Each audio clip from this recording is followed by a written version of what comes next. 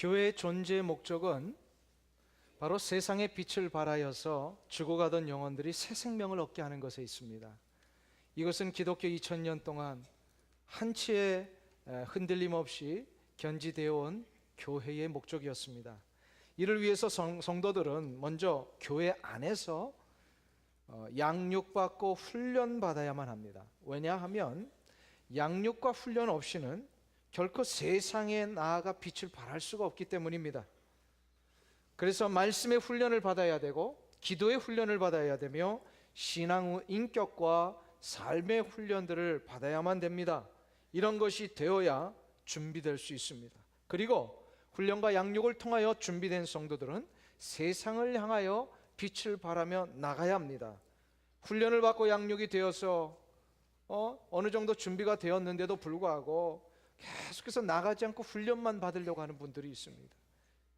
성도는 교회 모임 목적이요, 세상을 향하여 나아가기 위하여 모여 있는 겁니다. 그러니까 성도들이 교회 안에서 계속 머물러 있으면 안 됩니다. 성도는 반드시 세상을 향하여 나아가야 합니다. 가정으로 돌아가야 합니다. 훈련되고 양육 받았으면 가정으로 돌아가서 가정에서 빛과 소금의 역할을 감당해야 됩니다. 교회가 너무 좋다고 이 교회 안에서 맨날 24시간 살면서 남편들 밥도 안 해주고 애들 돌보지도 않고 이러면 안 된다라는 거예요. 교회 안에 있어서 준비되었다면 이제는 우리의 삶의 현장인 가정으로 돌아가야 합니다. 우리의 일터로 돌아가야 합니다. 일터 현장에서 말씀의 원리대로 땀을 흘리면서 함께 허락하신 동료들과 함께 하나님의 나라를 이루며 나가야 됩니다. 이 교회 문 밖을 나가기만 하면 얼마나 많은 관계들이 우리를 기다리고 있습니까? 교회 안에 있을 땐 모르지만 바깥에 나가면 굉장히 많은 복잡한 어려운 관계들이 있습니다. 그런 관계들을 피하지 말고 그 세상의 현장을 돌아가서 그곳에서 주께서 내게 허락하신 이 말씀과 생명의 원리를 붙들며 이 생명의 역사를 보여주며 빛을 발하며 살아야 됩니다. 그렇기 때문에 성도는 교회 안에만 있으면 안 됩니다. 자꾸 바깥으로 나가야 돼요. 선교 현장으로, 내 삶의 현장으로. 이 부분에 대하여 유명한 독일의 교회 신학자 한스 퀼이라고 하는 사람이 교회란 무엇인가라고 하는 그의 저서 속에서 이런 얘기를 했습니다. 우리 모든 성도는 사도성을 이어받은 자들이다. 사도성이라고 하는 것은 사도들이 감당했던 역할을 얘기를 합니다. 지금은 사도는 없습니다. 사도는 바로 예수님의 12 제자와 바울을 가리키는 특별한 직분이었습니다. 오늘 본문 바로 10장 2절에 보면은요, 12 사도에 대한 이름이 나옵니다. 근데 12 사도는 곧 12 제자들이었습니다. 그래서 처음으로 성경에 사도라고 하는 말이 나와요. 10장 2절에 마태복음.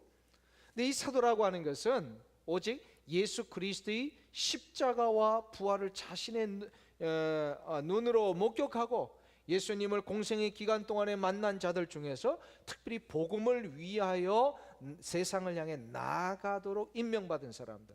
그러니까 12 제자와 사도 바울 외에는 사도직은 없습니다. 더 이상. 그러나 사도라고 불리는 사람은 없지만 사도들이 감당했던 그 사명, 사도들의 그 삶, 세상을 향하여서 나아가 참된 생명의 빛을 발하는 이 삶은 사도들 이후에도 기독교 2000년 역사상 모든 성도들에게 계속해서 이어져 왔다는 겁니다. 그래서 여기에 앉아있는 우리 성도님들 모두는요, 사도는 아니지만 사도의 역할, 곧 사도성을 이어받은 성도들입니다. 주님은 이 부분에 대하여서 승천하시기 전에 아주 분명하게 마태복음 28장에서 우리에게 권면하고 계십니다. 그 사도행전 마태복음 28장 19절 20절 말씀, 우리 너무나도 잘 아시는 말씀이죠. 그러므로 너희는 가서 모든 족속으로 제자를 삼아 아버지와 아들과 성령의 이름으로 세례를 주고 내가 너에게 분부한 모든 것을 가르쳐 지키게 하라. 가라고 그러셨습니다. 세상을 향하여 나가라고 그러셨습니다. 이것을 누가복음에서는 누가가, 사도행전에서는 누가가 사도행전 1절 8절 1장 8절에서 이렇게 얘기를 합니다. 오직 성령이 너에게 임하시면 너희가 권능을 받고 예루살렘과 온 유대와 사마리아와 땅 끝까지 이르러 내 증인이 되리라. 할렐루야.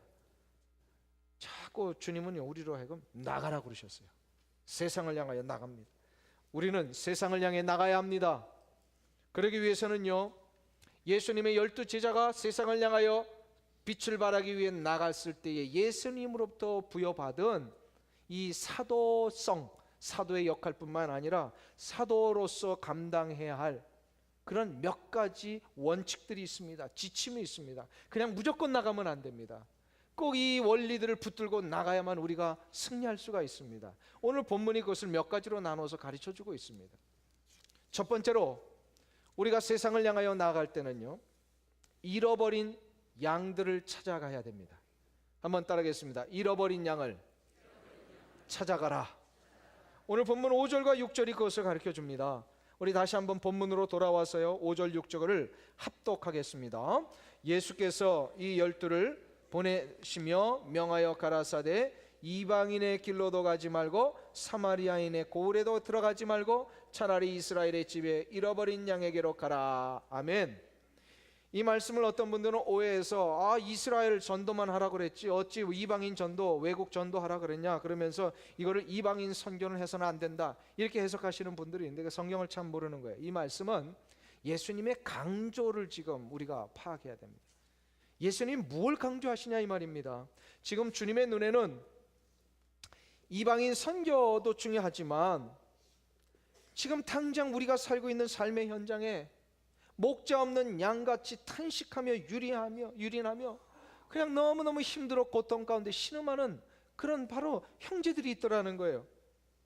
유대인들 당시에 얼마나 많은 아픔이 있었는지 모릅니다. 마태복음 9장 36절을 우리가 생각해 볼 때에 주님이 그들을 향하여서 어떤 마음을 가지고 계셨습니까? 거기 방금 앞으로 가보세요. 마태복음 9장 36절에 보면 주님께서 무리를 보시고 민망히 여기시니 이는 그들이 어떤 양과 같다? 목자 없는 양과 같이 고생하며 기진하여 완전히 지쳐 쓰러져 있는 거예요. 지금 이 상황이. 이스라엘 백성들이 어떤 사람들입니까? 하나님 앞에 선택받은 사람들입니다. 하나님 앞에 선택을 왜 받았습니까? 저들이 스스로 잘 먹고 잘 살라고 받은 것이 아닙니다. 이스라엘 백성들을 선택하신 이유는 저들이 세상에 복음을 전하기 위하여 도구로 쓰임받은 거예요. 그래서 저들이 모델이 된 겁니다. 이스라엘 백성들은 세상의 구원을 위한 도구요 모델이었습니다. 그래서 저들이 제대로 서야, 저들이 제대로 구원받은 자의 모습으로 살아야 저들을 보고서 세상 사람들이 구원을 열망하게 되더라는 거예요. 저들이 풍성하여지고 구원받은 다음에 생명과 기쁨의 역사를 보여주며 저들이 정말로 세상이 줄 수 없는 그 놀라운 생명의 능력들을 소유하고 간직하며 살아야 세상 사람들이 그 모습 보면서 부러워하고 우리도 저런 동일한 풍성함, 기쁨의 능력 소유하며 살고 싶다라는 이 구원에 대한 열망들이 일어나는 거예요. 그러니까 모델로 세우신 거예요. 봐라, 이게 얼마나 좋은 모델이냐 하면서 세상 사람들로 이거 부러워하게 하시려고. 그래서 이스라엘 선택하셨는데, 그래서 이런 일을 감당하도록 영적인 지도자들에게 양들을 잘 돌보라고 맡겨주셨는데 어떤 일이 일어났습니까? 예수님이 보니까요, 영적인 지도자들이 마땅히 해야 할 역할 감당하지 못하고 모델로 세움받은 이 이스라엘 백성들 잘 양육해서 세상에 빗대는 이 능력의 그리스도인으로 만들지 못하고요, 저들에게 기쁨과 평강은 그냥 고통과 아픔만 주고 있더라는 거예요. 누가요? 영적인 지도자들이요. 당시에 목자들에게, 영적인 지도자들에게 양을 맡겼더니 돌보기는 그냥 다 잃어버리고 있어요. 다 잃어버리고 있어요. 양들을 맡겨놨는데 양들을 다 양육해서 하나님의 귀한 일꾼들을 만들어내지 뭐 그냥 다 뿔뿔이 흩어지게 만들고 상처받게 만들고. 주님이 이게 너무 가슴이 아프셨던 거예요. 양들을 보니까 목자가 없는 사람하고 똑같은 거예요. 돌봄을 받지 못했습니다. 상처와 고통이 있었어요. 양들의 마음속에 보니까 아픔과 절망이 너무나도 가득 찼어요. 저 백성들, 저들이 저럴 상태가 아닌데, 저들이 정말로 잘 준비돼서 하나님을 찬양하고 경배하여 저들의 삶을 통하여 세상 앞에 하나님을 보여줘야 되고 이 하나님의 놀라운 생명의 역사 막 보여줘야 되는데 그냥 기진맥진하고 있으니까 도저히 저 모습 가지고는 세상에 못 나가거든요. 예수님이 이 문제를 해결하시기 위해서요, 급하게 SOS를 치신 거예요.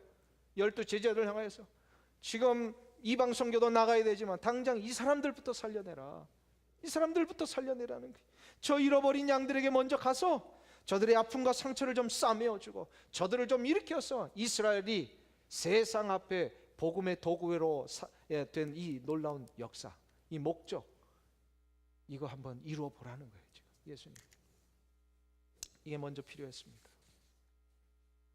이것은 이 시대를 살고 있는 우리 교회를 향한 주님의 명령이시기도 합니다. 세상 앞에 복음의 빛을 발하고 생명의 능력을 보여주는 일 중에 가장 먼저 해야 될 일이요, 하나님의 백성된 우리들이 먼저 화평과 기쁨과 풍성함을 소유하는 겁니다. 이거를 가지고 있어야만 됩니다. 우리 싸우고 상처 주고 하나 되지 못한 채 어떻게 우리가 세상 앞에 복음을 전할 수 있겠습니까?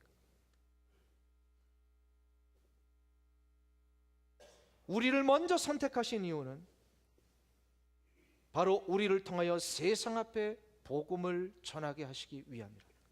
이스라엘을 선택하신 이유와 똑같은 원리예요. 어떤 분이 기독교 계통의 신문에 최근에 글을 하나 쓰셨는데, 제가 그걸 읽어보면서 요즘 기독교인들 가운데요, 가나안 성도들이 많답니다. 가나안 성도가 뭔가 했더니 안나가를 거꾸로 부르는 말이랍니다. 예수는 믿는데 교회는 안 나간답니다. 이런 사람들이요 너무 많다는 거예요. 세상에 통계를 내보니까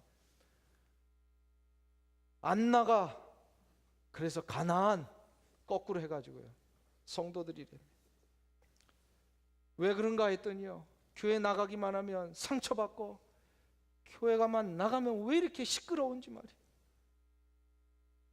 아예 그래서 교회를 안 나가겠다는 사람들이 막 일어난답니다.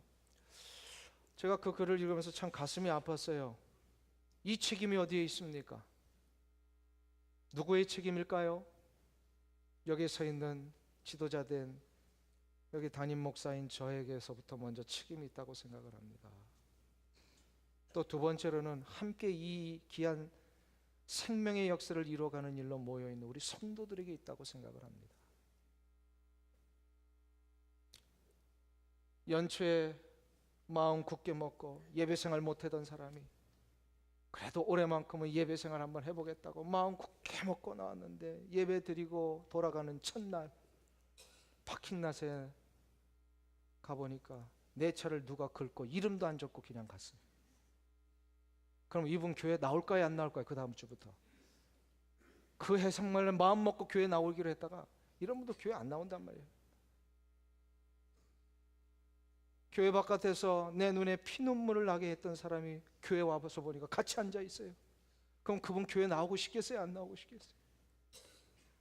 다 우리에게 지금 잘못이 있는 거예요. 우리가 지금 여기에 책임이 있는 겁니다. 교회가 이래서는 안 됩니다. 이런 모습으로는 세상의 빛을 발할 수가 없습니다.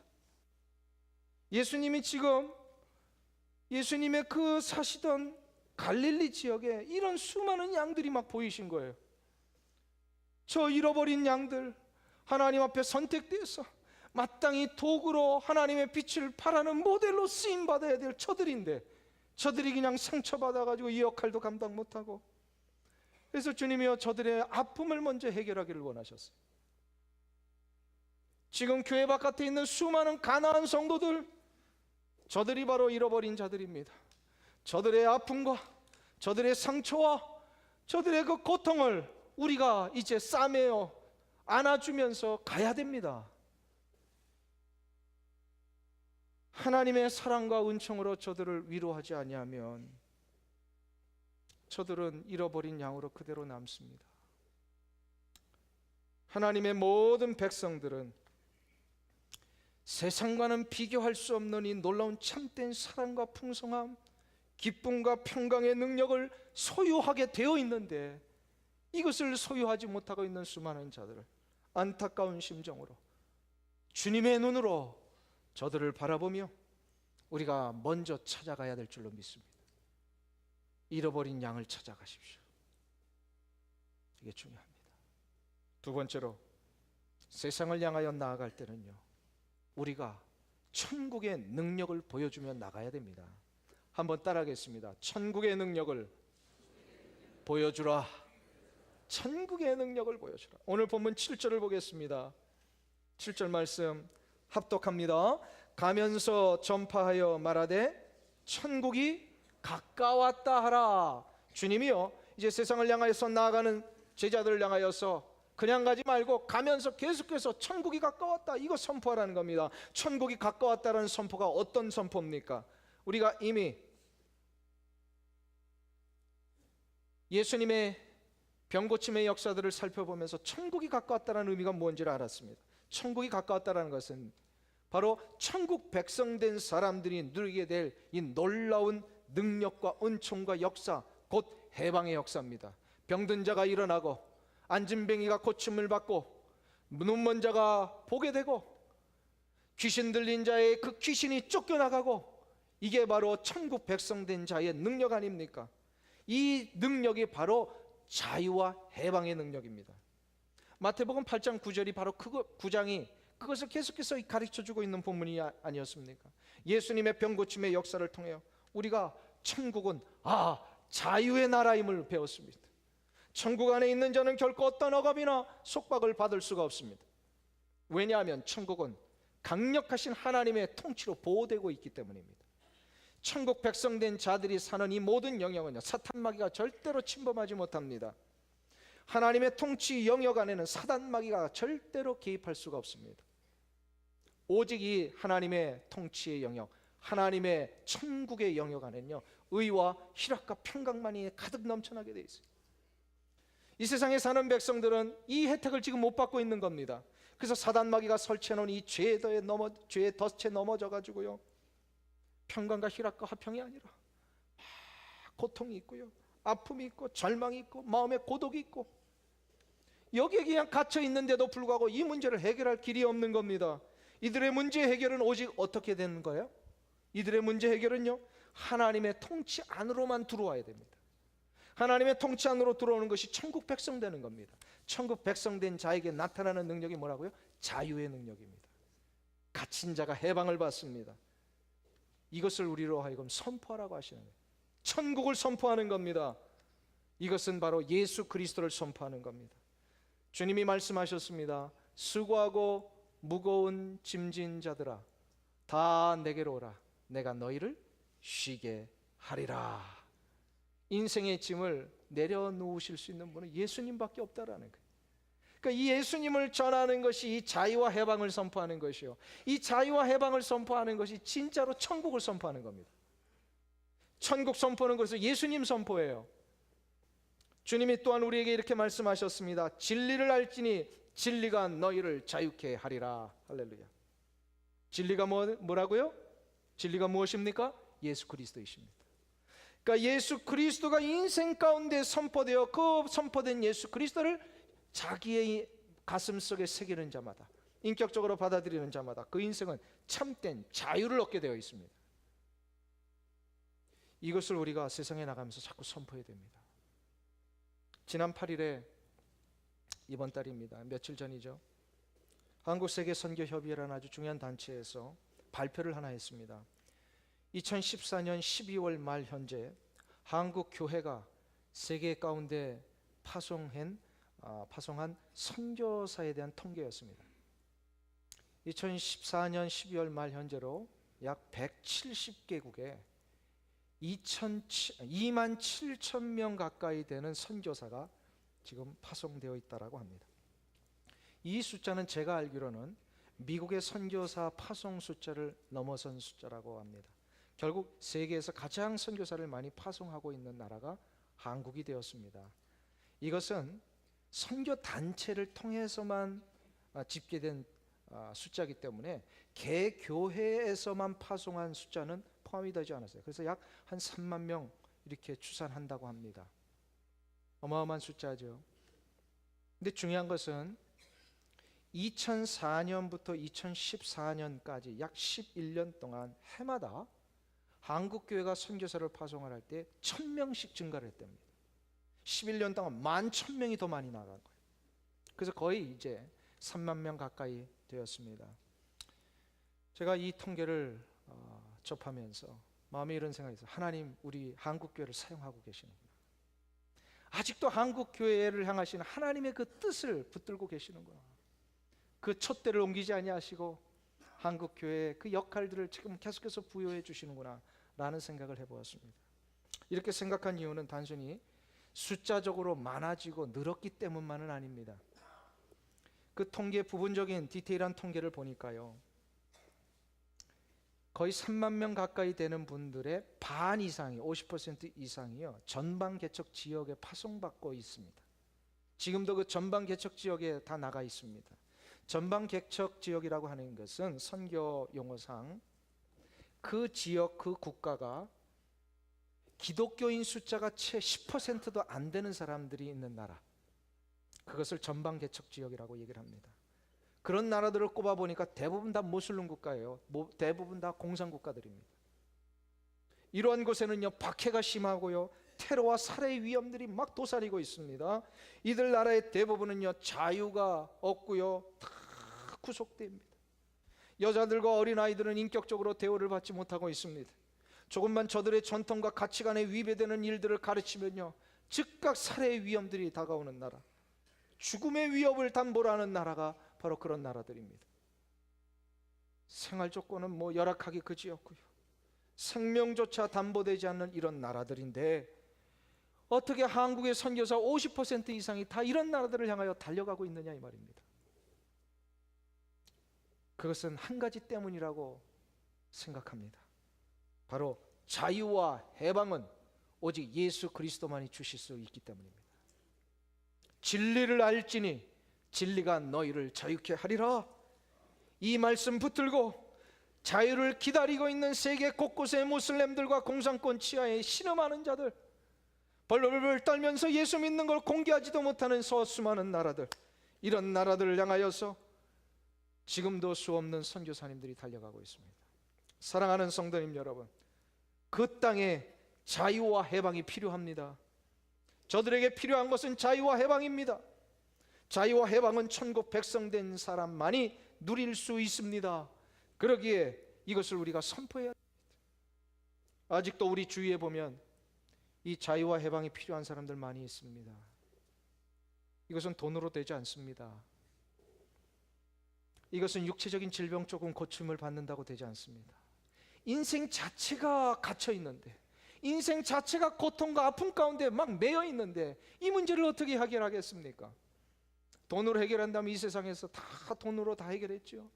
아니요, 돈 많은 사람들 가운데도 이 문제 앞에 해결되지 못해서 얼마나 많이 힘들어합니까? 저들의 문제를 해결하는 것은 저들이 갇혀 있는 상태에서 자유와 해방을 얻을 수 있는 길은 예수 그리스도 뿐이십니다. 예수 그리스도가 선포되어야 돼요. 이것이 바로 우리가 세상을 향하여 빛을 발하기 위해 나아가야 될 두 번째 지침입니다. 이것을 가지고 나가야 됩니다. 마지막 세 번째로, 세상을 향하여 나아갈 때는 하나님의 전적인 인도하심을 붙들고 나가야 됩니다. 전적인 인도하심을 믿고 나가야 되는 거예요. 한번 따라하겠습니다. 하나님을 신뢰하라. 전적으로 신뢰해야 됩니다. 전적으로 신뢰. 오늘 본문 9절 10장 9절과 10절을 한 목소리로 합독합니다. 너희 전대에 금이나 은이나 동이나 가지지 말고 여행을 위하여 주머니나 두벌 옷이나 신이나 지팡이를 가지지 말라. 이는 일꾼이 저 먹을 것 받는 것이 마땅함이니라. 보세요. 주님이 지금 제자들을 보내시면서 뭘 찾지 말라는 거예요? 지금 전대를 찾지 말라. 전대가 뭐죠? 예? 예, 돈 주머니.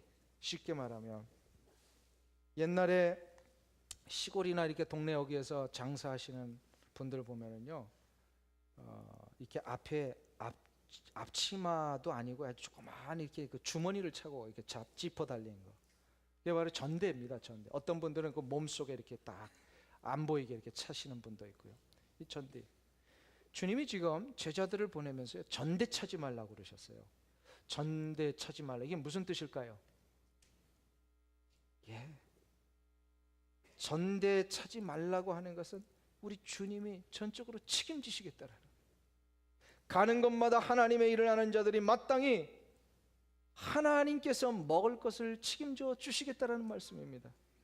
세상의 빛을 발하기 위하여 나아갈 때 우리가 제일 먼저 얻게 되는 어려움들이 뭡니까? 실은 먹고 마시는 문제 앞에 우리가 제일 어려워합니다. 이거 해결돼야 우리도 뭘 할 수 있잖아요. 사역을 할 수 있잖아요. 먹고 마시는 문제. 세상에서요, 이 먹고 마시는 문제 해결하는 게 참 어렵다라는 거 알았어요. 어저께 어떤 장로님하고 대화를 나누는데 비즈니스에 그 상대방과의 이 계약을 성사시키기 위해서는요, 그 상대방의 무릎을 꿇고 신발끈도 매주실 수 있대요. 제가 이 얘기를 듣고서요,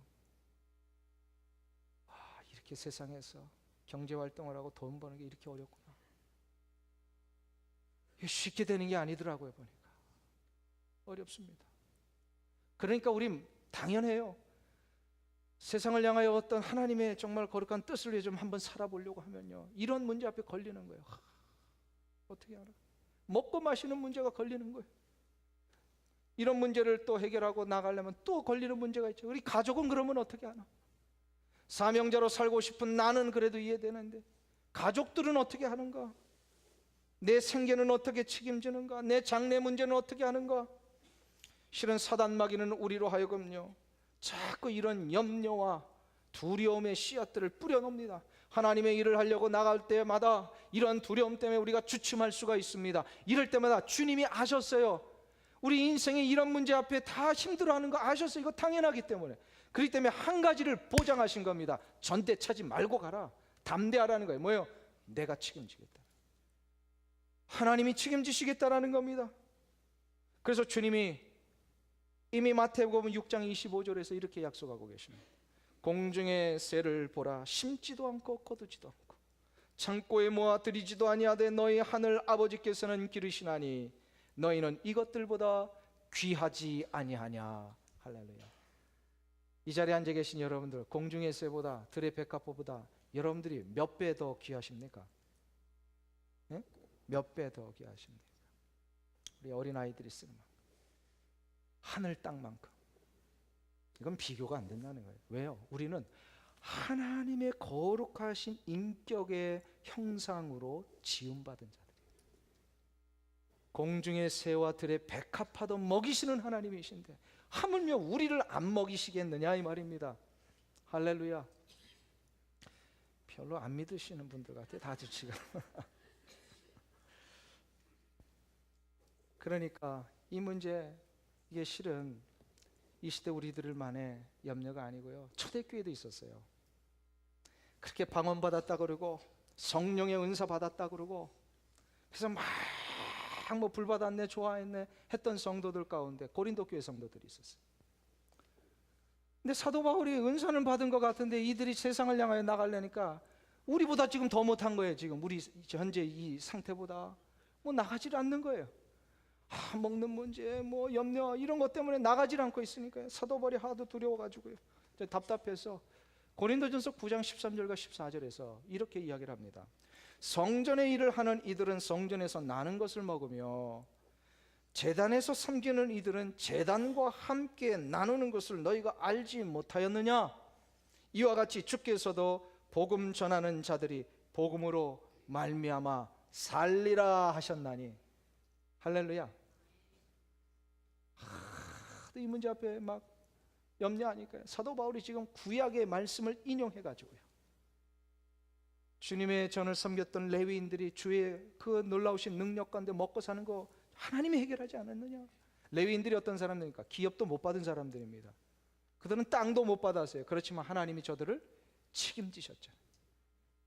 이 모든 것이 지금 우리에게 그대로 적용되고 있습니다. 사랑하는 성도님 여러분, 하나님의 일을 하면 하나님은 우리의 일을 하십니다. 우리가 하나님의 나라의 일을 구하면 하나님은 우리의 일을 책임지십니다. 믿습니까? 하나님이 지금 우리와 함께 하세요. 그러니까 하나님을 전적으로 신뢰하는 것, 이게 세상을 향하여 나갈 때 우리가 붙들어야 될 가장 중요한 원리. 하나님이 우리와 함께 하세요. 작년 8월에 여름에요, 아프리카 라이베리아에서 의료 선교사로 이볼라 환자들 치료하다가 자기 자신도 그 이볼라 바이러스에 걸려가지고 후송되어 온 미국 사람이 있었죠. 그 젊은 의사 켄트 브랜틀리라고 하는 의사입니다.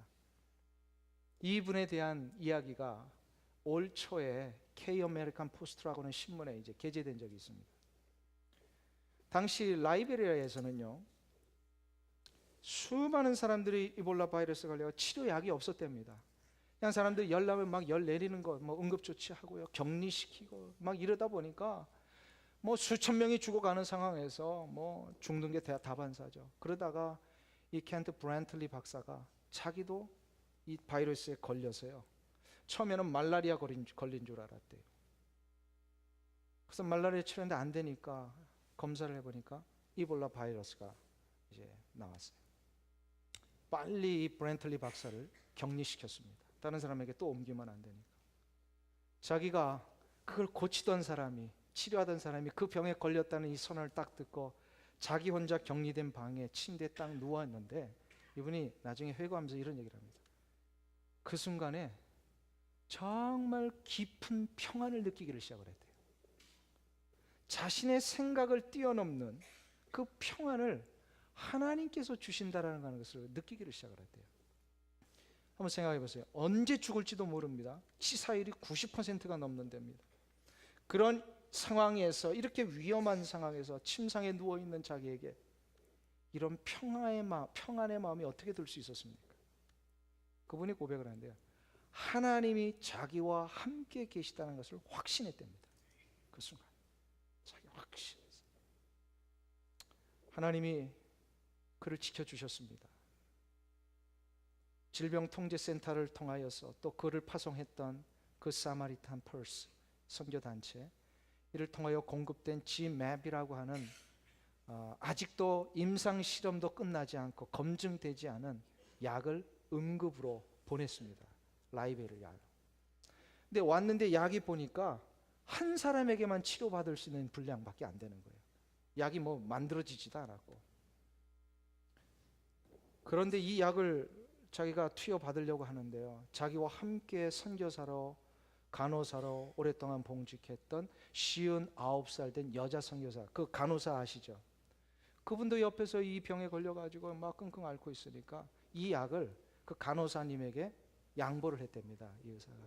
자기는 30 중반밖에 되지 않는 젊은 사람, 이분은 60을 바라보는 나이가 드신 분, 이분에게 먼저 주십시오.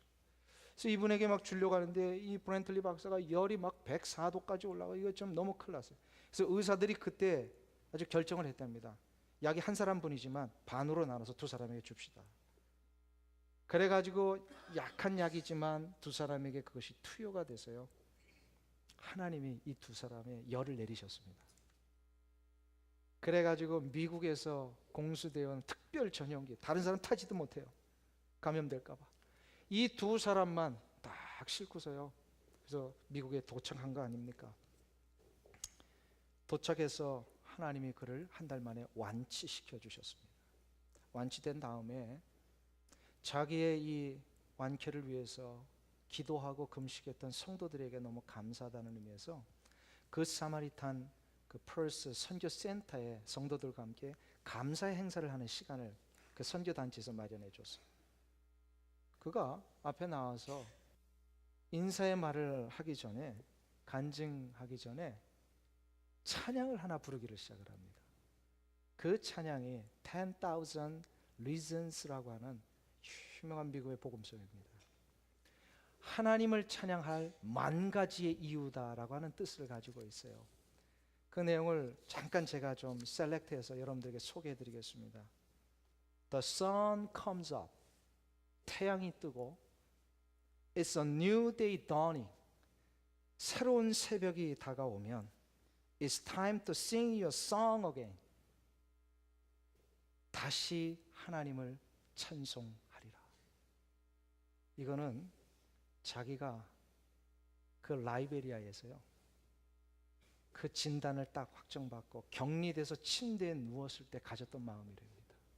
비록 자기에게 이볼라 바이러스가 침투에 들어왔을지라도 내일 다시 태양이 뜨고 새벽이 밝아오면 나는 하나님을 찬송하겠다. 그 뜻이에요. Whatever may pass, 어떤 일이 일어나도, and whatever lies before me, 내게 어떤 일들이 놓여 있더라도, let me be singing when the evening comes.